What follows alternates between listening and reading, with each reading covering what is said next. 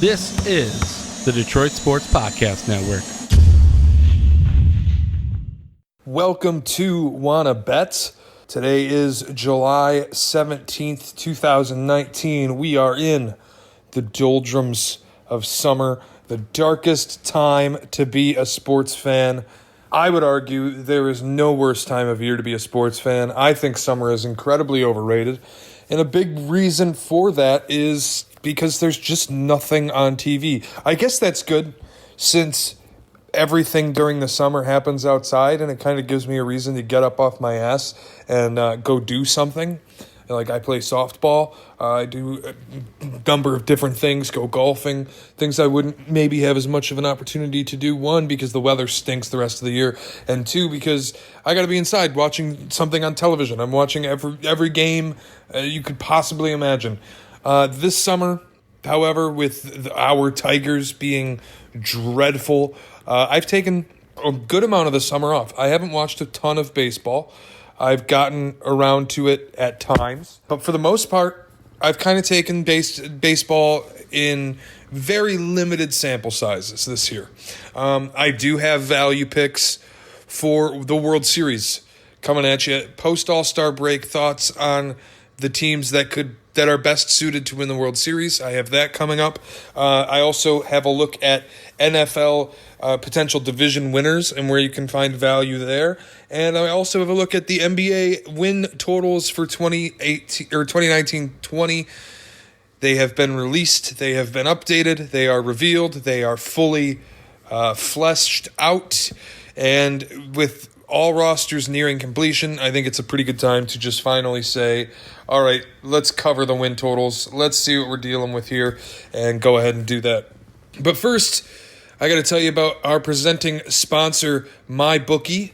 MyBookie.ag is your home for all of your sports gambling needs all summer long. Whether you want to bet on the Basketball World Cup, the FIBA Basketball World Cup, whether you want to bet on baseball, whether you want to get your NFL futures in early with the wise guys, maybe you want to get your Super Bowl pick in right now in July when the odds are at their best, and the odds are always at their best at mybookie.ag. I've been using MyBookie for years. It's the best service I've found for my sports gambling needs.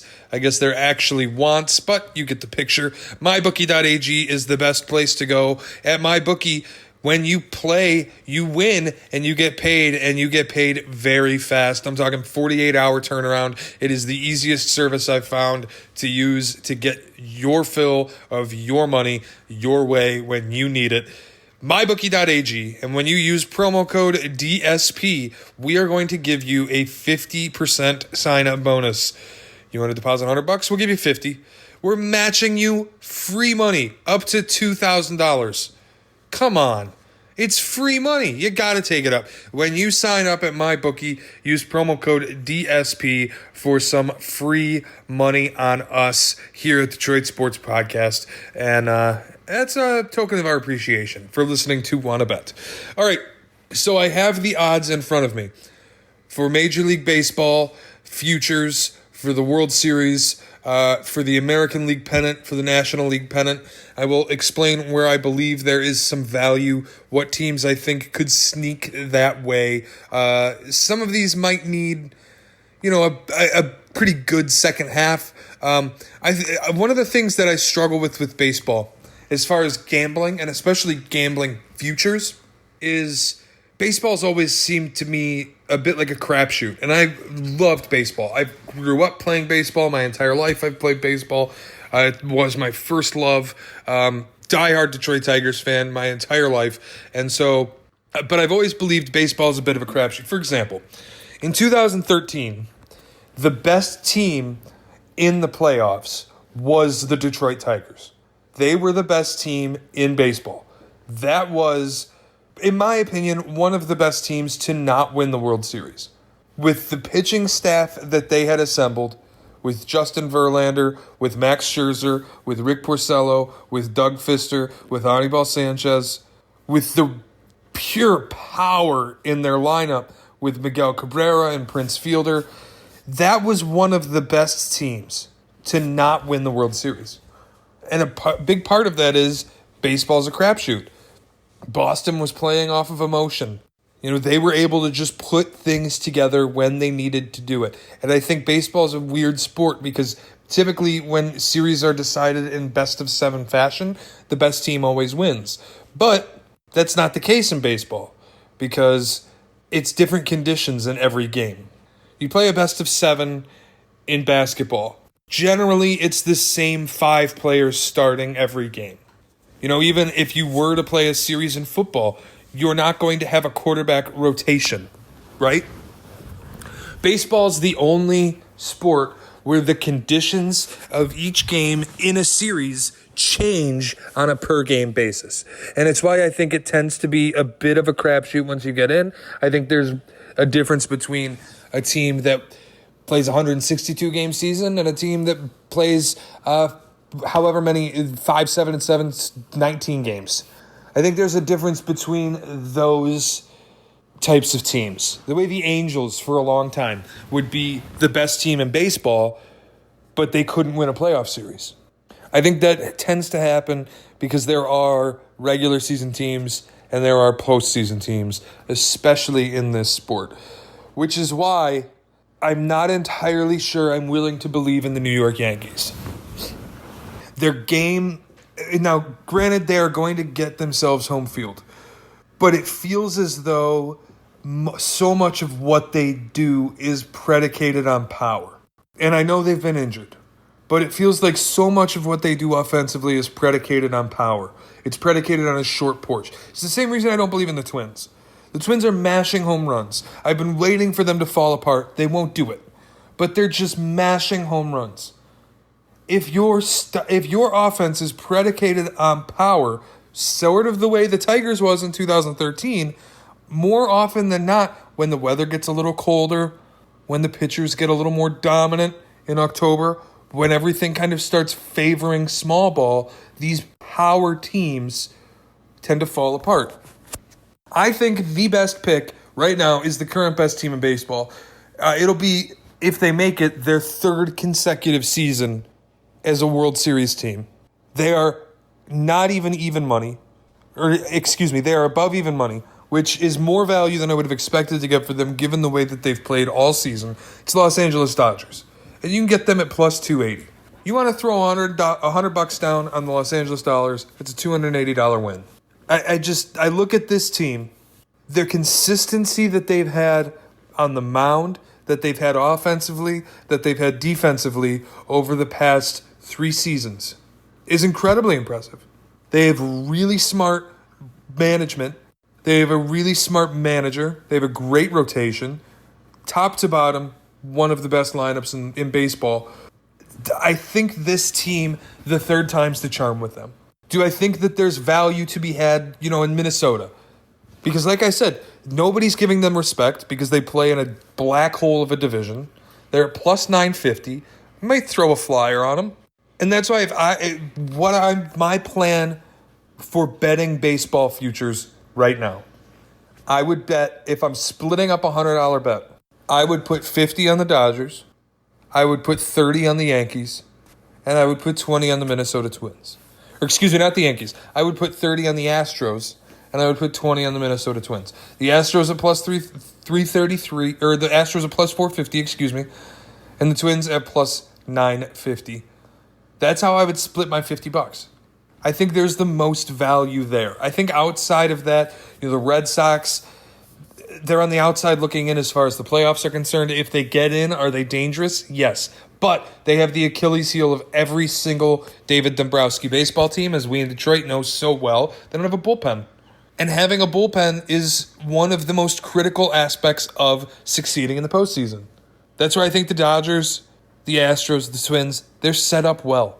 The Astros in particular, when you have Justin Verlander, who is, in my mind, the greatest elimination game pitcher in the history of baseball, you're in very good shape. But that's where my value is. A $100 bet split between the Dodgers, the Astros, the Twins. 50 for the Dodgers, 30 for the Astros, and 20 for the Twins.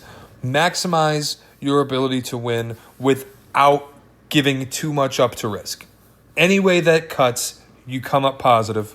so long as one of those three teams wins. You win over your $100 risk. That's the best value to me. All right, so football, the NFL, is almost back to save us from what is just a dreadful, dreadful time of year. The summer is terrible. And I cannot wait for the ability to finally be able to sit down and watch football. And with that, there is a ton of value in picking the Super Bowl 54 winner. Because it's not like the NBA, where you want to pick the finals champion before the season starts. And now this year's a little different because there's more parity than perhaps ever before in the league. But the past few years, you couldn't even get even money on the Warriors. They would open the season minus 200 to win it all. There's no value betting that. In the NFL, the league that contains the most parity in sports, the New England Patriots are the favorite to win Super Bowl 54 at plus 700. There is value anywhere you go here. Next up is the Kansas City Chiefs at plus 800. Either of those are value bets. If you don't believe in the Patriots because you just figure at some point Tom Brady has to stop, I get it. But at plus 700, if you look at the Kansas City Chiefs and you go, I don't really know what's going on with Tyreek Hill. They seem to have a lot of off-the-field stuff. Could be a distraction. I get it. But at plus 800, you want to look at the New Orleans Saints.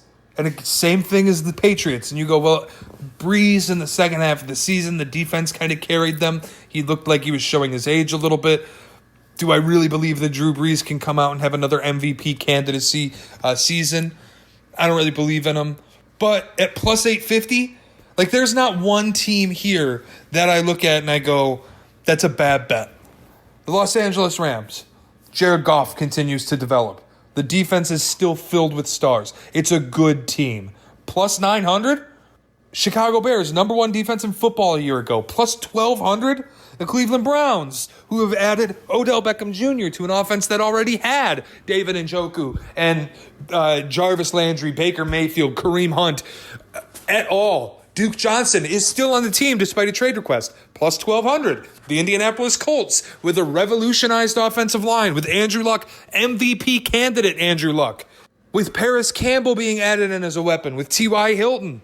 With a defense that includes a defensive rookie of the year a season ago. What are we? Plus 1,400.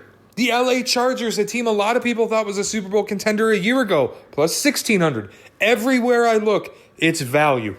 I think and the thing is, it might be tough to win because there's so many value picks, because there's so much parity in this league.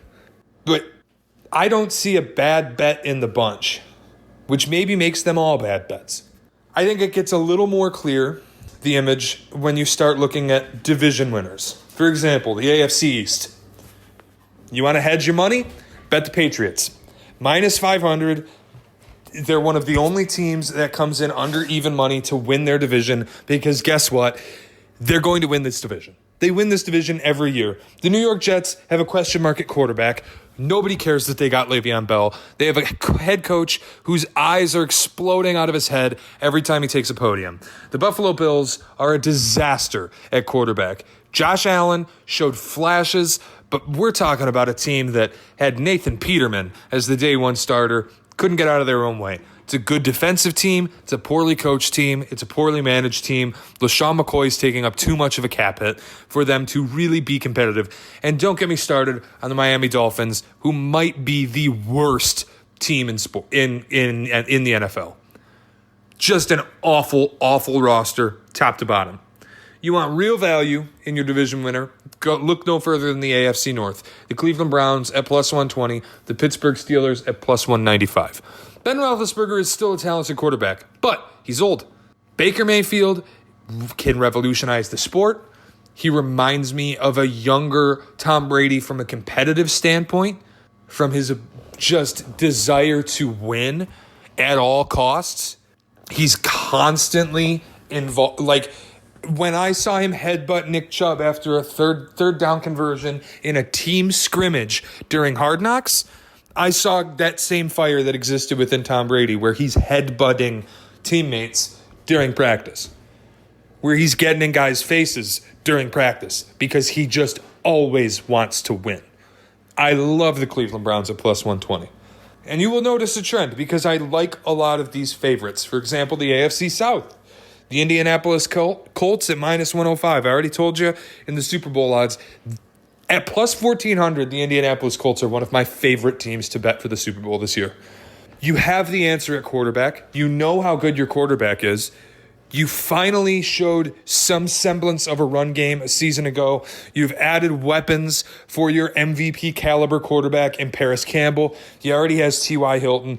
Eric Ebron showed himself to be an all-pro level tight end just with the number of touchdowns he was able to catch. The red zone threat of Eric Ebron alone is huge for this team.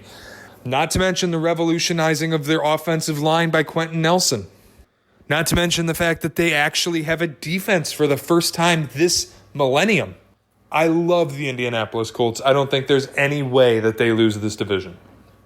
AFC West, the Kansas City Chiefs, it's going to kind of be the same story as the Colts, except I don't like the favorite in this division as much as I like the underdog. The Los Angeles Chargers at plus 190. Another one of my really well-liked Super Bowl picks in the AFC at plus 1,200. Look, I think last year they were a team that felt spurned and that felt like, when they went into New England and got the doors blown off of them, I think that's a team that is better than they looked in that game. And I don't think the Melvin Gordon situation hurts them too much with him holding out until he gets a new contract because, look, he's a running back. It's the most replaceable position in the league. Austin Eckler actually had a higher yards per carry than Melvin Gordon last year. It's the most replaceable position in the league. I will say it until I cannot speak anymore. I love the Chargers to win the West at plus 190. One of the only teams that was able to go into Arrowhead and really give a test to the Chiefs. They are absolutely one of the best teams in the NFL with an experienced quarterback who's hungry to win before the lights go off on his career in Phillip Rivers. They have a really talented, young, athletic defense, a really talented front seven, a smart defensive coordinator who's able to experiment with some different packages. Yes, that experimentation bit him in the ass when he decided to run dime looks against Tom Brady in the AFC divisional game. But again, this is a smart guy. This is a guy who's going to rebound, and you have to believe that. Moving over to the NFC East, the Philadelphia Eagles are a team, frankly, I don't love. They're a team that I struggle with when it comes to picking to do a whole bunch, just because I haven't seen what Carson Wentz is. I saw the MVP candidate, one season of it. Since then, we haven't seen much when it comes to Carson Wentz. We've seen Nick Foles fill in admirably in that role. But we haven't seen Carson Wentz be the MVP candidate that he was 1 year. I like the Dallas Cowboys. I know their situation at quarterback is a struggle. I know Ezekiel Elliott wants to hold out. I know Colin Cowherd just said yesterday, if you get an offer for Zeke, you trade him. I strongly disagree. I don't think you give in to that. If he's not going to play, you got to look at things. Obviously, it's the Le'Veon Bell situation. But Zeke is 2 years out of his extension. He's not going to sit out for 2 years. He's not going to just not play and risk his next contract.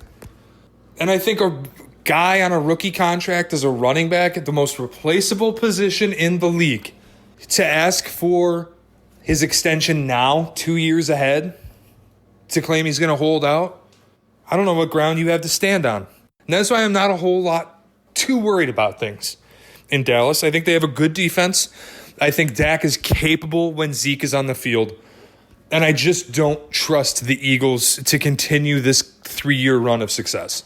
If Carson Wentz, if anything happens to him, Nick Foles ain't behind him anymore. So I'll take the Cowboys for the NFC East at plus 140.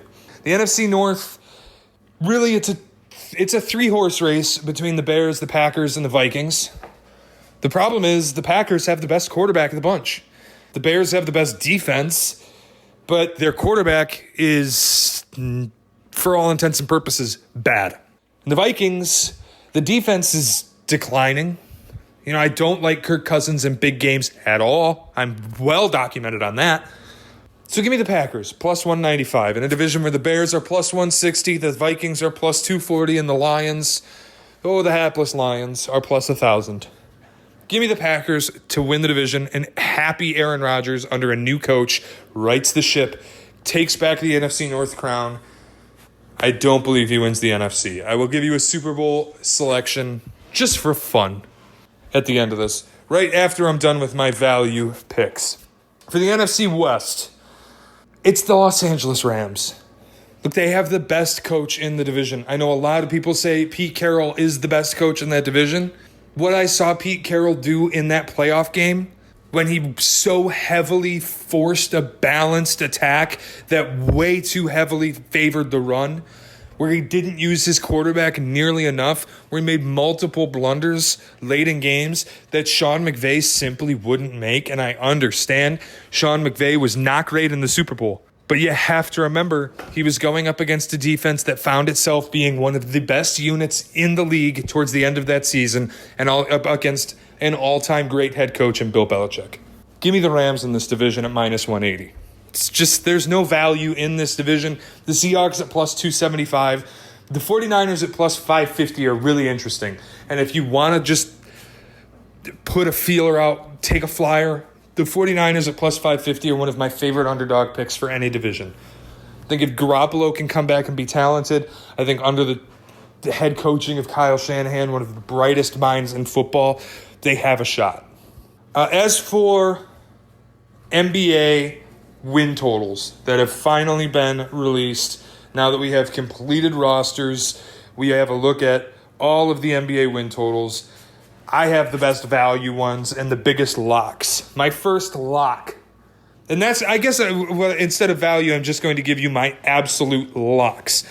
One, I don't think the Bucks and Clippers at 55.5 have any value going over. And I don't think they have any value going under. I think they could. 55.5 feels like such a good number, I want to stay away from it. Because I could see both teams winning 55 as easily as I could see both teams winning 56. My first lock, the Celtics at 48.5, hammer the over. I know they lost Al Horford. I know they lost Kyrie Irving. I know they lost Terry Rozier, but they did add Kemba Walker. I think it's addition by subtraction when you cut out the cancer in Kyrie Irving. I think having Jason Tatum and Jaylen Brown involved instead of standing around, Kyrie wasn't even attempting to get Jason Tatum hot in a lot of games. There were games where Tatum would shoot 4 for 5 in the first half and get 2 shot attempts total in the second. Not standing around, being active offensively, I think will be great for both of those players. I think it'll be great for the Celtics as a team. In addition to that, adding guys like Enes Kanter, the development of Robert Williams, getting the Frenchman Vincent Poirier, guys who specialize in crashing the boards. The Celtics are going to be good at offensive rebounding for the first time in the Brad Stevens era. Hammer the over on 48.5. Another one, the Nets, I believe, are at 45.5. I like the under. I think the Nets come in the range of 41 to 42 wins. They crack about the 6 to 5 seed in the East, depending on what Indiana looks like. Listen, we saw what a team looked like with Kyrie Irving when he was the number one guy. That team had Al Horford. That team had Jason Tatum. That team had Jaylen Brown. That team had Brad Stevens. The Nets have Kyrie Irving as a number one guy with Kenny Atkinson, with Jared Allen, with Spencer Dinwiddie, with Karis LeVert. Talented basketball players, certainly. But the basketball situation in Brooklyn is not as good as the basketball situation in Boston was. And we saw a team led by Kyrie fall apart. And so I do think it's a struggle for Brooklyn to make it to 45 wins. And I like them on the under. I got one more lock, and it is your Detroit Pistons at 37.5, the over. Not by much. But I do think there is a pipeline deal for the Pistons. Goris is on the record. He wants to win. Now, there is a scenario, a dark timeline scenario, where the Pistons are just awful at the trade deadline. Portland has the expiring money of Hassan Whiteside plus filler contracts that they could throw in, like a Zach Collins. And they're a contender. And they need a body to put next to Yusuf Nurkic because he's coming back. And Portland puts Hassan Whiteside and his expiring money and Zach Collins and a couple of draft picks right in front of Ed Stefanski and says, we would like one Blake Griffin. In that timeline, the Pistons win 28 games. But with the way Goris is on the record wanting to win, with the way Stefanski seems to believe that this team, with the additions of Doumbia, with the additions of Derrick Rose, the way this team can compete, the way the organization seems to feel they can compete in the Eastern Conference playoffs, I like the over. I think the Pistons are about a 41 to 42 win team, and I think 37.5 is a low number. With that, I will be back in 2 weeks for more Wanna Bet. In the meantime, please visit mybookie.ag. Use promo code DSP, and we are going to hook you up with free money, half of your sign-up deposit. Thanks for listening, guys.